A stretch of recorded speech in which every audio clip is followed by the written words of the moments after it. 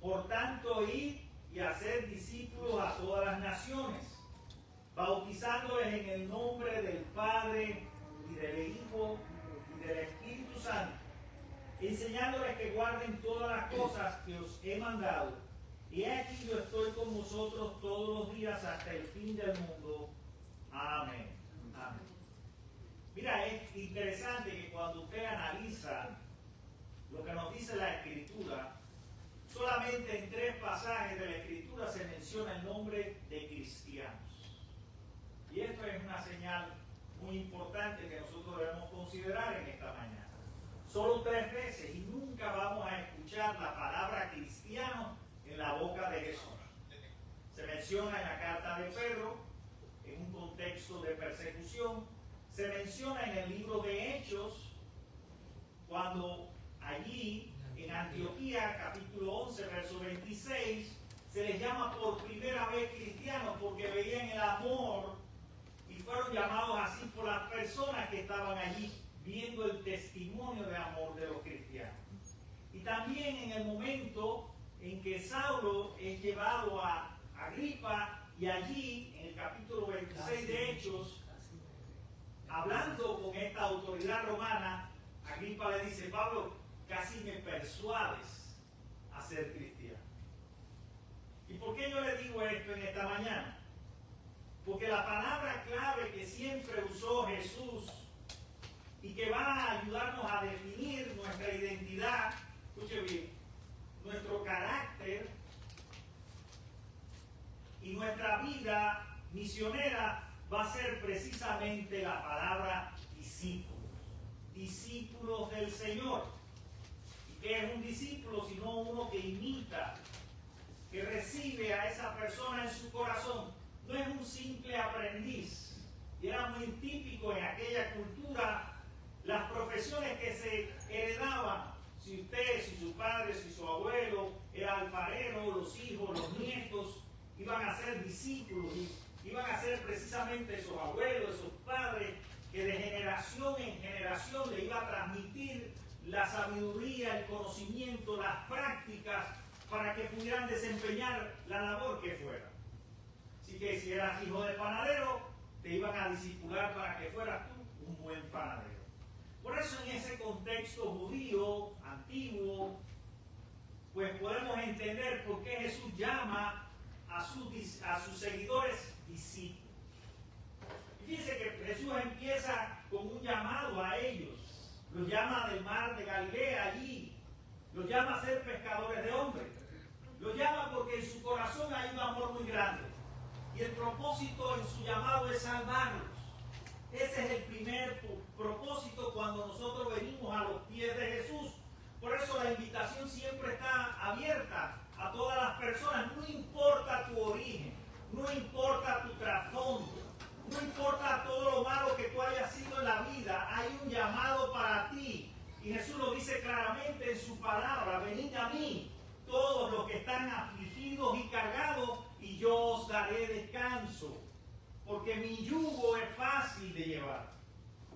O sea, esa alianza con Cristo. O sea que en el amor y en el corazón de Dios está ese llamado a que todas las personas, sin importar su cultura, sin importar la maldad que hayan vivido en su pasado, ahora tienen una nueva oportunidad de ser discípulos del Señor, para conocer su amor y para ser transformadas en su poder y en la visión que Dios quiere hacer para ellos. Porque hay 3 elementos en este llamado que Dios hace a los discípulos del Señor. Uno está relacionado con el amor de Dios y tiene que ver con la salvación. Cuando encuentras el amor de Cristo, tú eres salvo en su nombre. Pero otro tiene que ver con el poder de Dios. Cuando recibes ese poder del Espíritu Santo, tu carácter, tu perspectiva de la vida, tus valores son cambiados. Eres una nueva criatura en Él. O sea, vas a tener una identidad en Cristo. Vas a tener una identidad en la santidad que Él revela al ser humano a través de la palabra. Por eso la Escritura dice: santifícalo en tu verdad. Pero no basta con el amor y el poder. Necesitas también ser enviado. misionados para compartir, para transmitir esa verdad de Jesús. Así que está el amor, el poder de Dios y la verdad que predicamos. A eso nos llama Jesús. Y es un triple llamamiento, como algunos estudiosos han dicho. Nos llama en su amor para salvación, nos llama en su poder para santificación y nos llama para predicar su verdad y cumplir así la misión de Cristo. Fíjense que la palabra aquí, el mandamiento, que no es una opción, ni está reservado solamente para los pastores y líderes de la iglesia, es para todos. Es un llamamiento para todos aquellos que han llegado a los pies de Jesús, que lo han conocido, porque cuando conocen a Jesús, el amor de Dios se revela en ellos. El propósito salvador a través de la muerte en la cruz es revelado. Y ese conocimiento del amor de Dios los transforma, los santifica, los purifica, los prepara para la obra en esta tierra. Y luego de esa preparación espiritual, Dios los envía para predicar su verdad en un mundo de tanta confusión, en un mundo de tantas mentiras. Dios los envía a predicar una única verdad, que Cristo ha venido en carne para salvar a los pecadores, de los cuales yo soy el primero, decía Pablo. O sea que el mismo Pablo se siente en esa condición de alguien que ha sido rescatado, de alguien que ha sido arrebatado de las tinieblas para ahora habitar en la luz de Cristo. Y esa luz va de continuo en continuo creciendo en él, de manera que él pueda ser transformado, pero también ayudar a otros con su influencia y con la palabra de Dios a ser transformados en el amor de Jesús. Ahora, es muy importante que entendamos esto, porque muchas veces nosotros como iglesia hablamos mucho del amor, pero no nos gusta predicar del arrepentimiento y la santidad, que son partes importantes del discipulado cristiano, porque sin transformación no hay vida, y sin vida transformada no hay misión efectiva en la tierra. Y eso fue lo que sucedió y que explicábamos en esta mañana. Saulo de Tarso tenía un sistema de valores que había heredado de su familia, había estudiado a los pies de Gamaliel, un hombre sumamente conocedor de las escrituras y de las prácticas religiosas del judaísmo. Pero en un momento de su vida todo cambió. Porque es que cuando Cristo llega al discípulo, cuando llega a su vida, todo es transformado. El sistema de valores, las cosas que nosotros creíamos como certeza, son cambiadas ahora. Y eso fue lo que sucedió con Saulo de Tarso, que es el mejor ejemplo de conversión que podemos tener. Porque tiene una importancia muy grande, porque a través de esa vida transformada, reorientada en un nuevo propósito y en una nueva misión, la iglesia salió de su encierro allí en Jerusalén y salió a las naciones. Y la palabra, la verdad de Dios, de que Cristo había resucitado, comenzó a predicarse no solo en el contexto judío, sino también en todas las naciones vecinas. Por eso la importancia de recibir esa palabra, de aceptar esa invitación. Vengan a mí si te sientes confundido, si te sientes agobiado por las cargas, ven a mí, que yo te voy a dar una nueva identidad en Jesús. Y a partir de ahí va a haber un proceso de transformación. Sí que vas a pasar por pruebas, sí que vas a cuestionar lo que creías antes, sí que va a haber tendencia a volver atrás. Pero no te detengas ahí. Dios tiene un nuevo paradigma para la fe, que es basada precisamente en la propuesta de Jesús.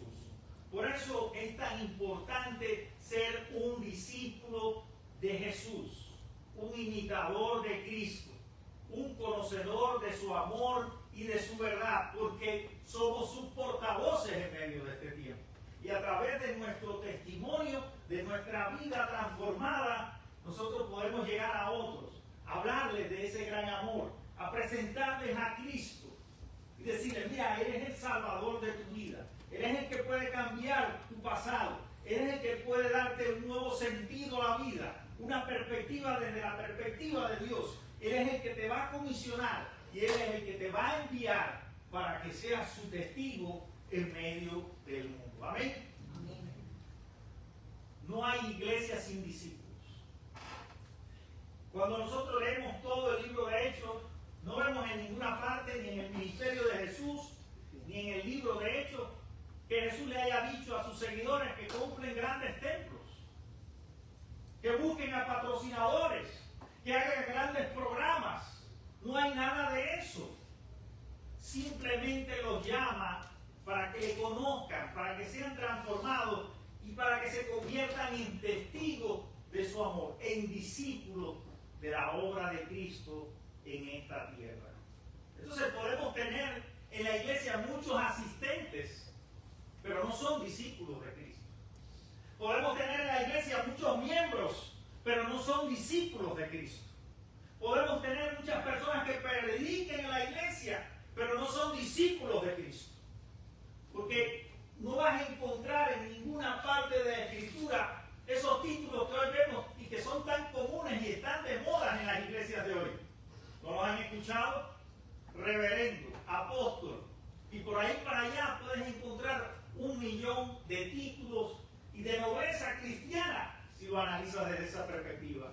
Pero al final la palabra que cuenta es discípulo del Señor. La pregunta que nos hace Dios en esta mañana es si tú te has convertido en un discípulo de Cristo, en un imitador de su ejemplo, de su amor y de su verdad en esta tierra. Si estás dispuesto a asumir el costo del discipulado. Por eso en un momento dado Jesús le habla palabras y los discípulos se quejan y dicen: Señor, dura este mensaje. ¿Quién puede salvarse? Pero allí aparece un Pedro que muchas veces se equivocó, que no siempre respondió bien, pero que en ese momento respondió de la manera que Dios quería que respondiera y le dijo: ¿a dónde vamos a ir si solo tú tienes palabra de vida eterna? Porque el propósito por el cual nos convertimos en discípulos de Cristo es para testificar al mundo de que hay un Salvador, de que hay un Redentor que murió en la cruz. Y esa fue la predicación de Saulo, convertido en Pablo. Ya no era predicar de Moisés, ya no era predicar de la ley, ya no era predicar de todas aquellas normas religiosas que eran muy estrictas y que nadie podía cumplir. Ahora, Saulo de Tarso, que había sido tocado por Jesús en el camino a Damasco, se convirtió en un predicador de Cristo, en un perseguido por declarar la verdad de Jesús. Su paradigma cambió, su pasado cambió y ahora era un discípulo de Jesucristo. Y eso es lo que nos llama Dios en esta mañana. Dios no quiere que tú digas: yo soy miembro de la iglesia, llevo 20 años en el registro aquí. Dios lo que quiere es que seas seguidor de Jesús, un testigo de su verdad y de su amor y de la santidad, sin la cual nadie podrá heredar el reino de los cielos. Así que, mis queridos hermanos, el discipulado es clave para que tengamos éxito en nuestra misión. Si no hay discípulos de Cristo, no hay iglesia, no hay misión efectiva. La iglesia muere, la iglesia desaparece, la iglesia se convierte en un club, la iglesia se puede convertir en cualquier cosa, en un show. Y podemos ver iglesias que están llenas. Pero ¿cuántos discípulos de Cristo están decididos a morir por Él? Por eso Jesús en un momento le dice: el que no es capaz de tomar la cruz y seguirme, no es digno de mí. Por eso aquel joven rico que estaba muy apegado a la riqueza y que buscaba la oferta de Jesús, de la vida eterna, se acercó al Señor: Señor, ¿qué tengo que hacer para heredar la vida eterna? Y Jesús le dijo: cumple los mandamientos. Y él sonrió y le dijo: eso lo he hecho desde mi juventud. Yo desde pequeño voy a la iglesia, Señor. Y entonces la mirada fue más profunda. Y Jesús le dijo: algo te falta. Anda, vende lo que tienes, dalo a los pobres y ven y sígueme. Asume con radicalidad el seguimiento en mi ministerio. Y dice la palabra que se fue cabizbajo y muy triste, porque no estaba dispuesto a pagar el costo del discipulado, la demanda de Jesús. Entonces a veces venimos a la iglesia buscando bendiciones, pero no estamos dispuestos a asumir el reto y el desafío en este tiempo presente. Porque Dios quiere hacer algo, yo lo sé en mi corazón y lo tengo claro. convertirnos en discípulos de Jesucristo y ser fieles a su verdad y compartir el mensaje de Cristo, de que ese Cristo nos ama y murió por ti y está a la diestra del Padre, intercediendo por ti y por toda la humanidad, para que todos aquellos que están perdidos le conozcan y sean salvos en su nombre. Ese es el mensaje del Evangelio y ese es el propósito de Dios cuando te llamó por primera vez a ser un seguidor en su nombre. Dios nos bendiga, querido hermano. Pero aquí está la esencia de lo que la iglesia tiene que hacer, de lo que tú y yo tenemos que comprometernos para que el Evangelio de Cristo siga adelante y para que de su verdad no sea detenida por nada ni por nadie. Y nuestro testimonio como discípulos de Cristo va a ser lo que va a transformar no solo nuestra vida, sino va a transformar nuestra iglesia y todo lo que está a nuestro alrededor. Que Dios nos bendiga y vamos a orar. Padre bendito, en el nombre de Jesús, te alabo, Señor. Te doy gracias por tu palabra, Señor. No hay vida cristiana sin tu palabra y sin la oración. No hay vida cristiana sin comunión del Espíritu. No hay vida cristiana sin discipulado fiel a ti, Señor. Ayúdanos a vivir, Padre, conforme a lo que nos enseñas en el Evangelio y en las cartas, que son la instrucción tuya para estos tiempos. Permite, oh Dios, que podamos conocer y vivir con radicalidad ese amor y esa esperanza que nos ha sido revelada a través de Jesús.